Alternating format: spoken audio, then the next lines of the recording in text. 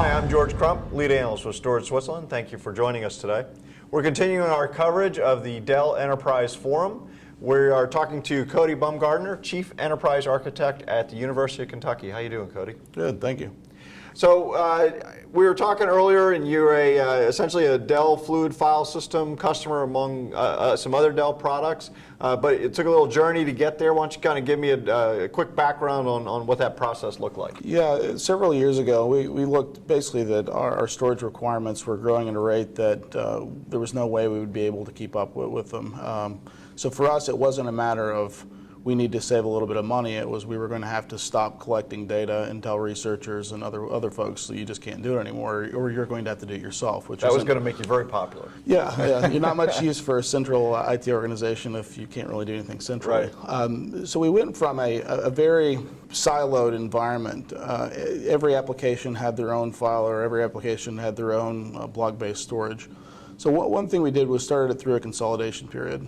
We took the data that we knew, anything that could be used as a file or accessed as a file from the application, we split that off, and at the time we were still using the same infrastructure, but that basically allowed us to later leverage filers in a big way when products were available to do so.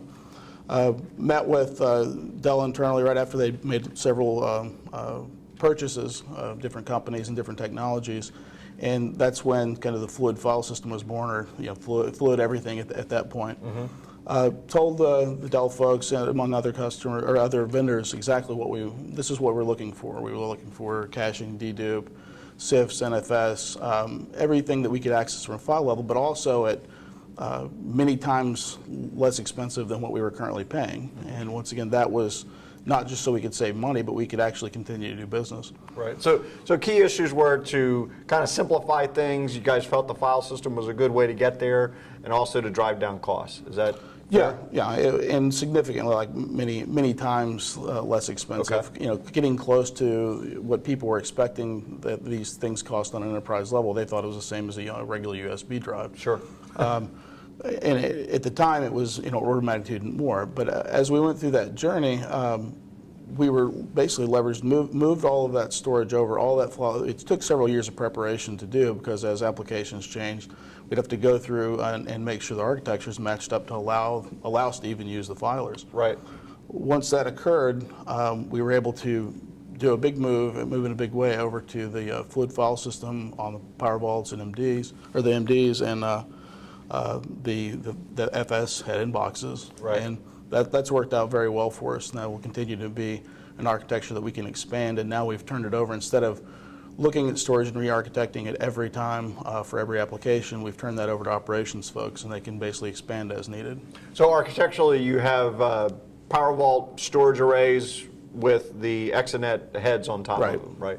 That gives you the performance you need, scalability, and then obviously the cost of savings. Yeah, so we basically tell the operational people, when you start seeing, if you do see performance issues, then we can scale out the heads. If you need additional capacity, you can scale out the whatever block devices you happen to use. Okay, and then what I've also found interesting is that then you've also kind of segmented your architecture, so where you're pushing as much as you can to file, but you're also using some Dell solutions in the block side as well? So what it meant when we really took, and everything before was really being delivered as a block or an attached device, when we were able to shrink the size that we were providing block, then you're able to leverage much faster disk.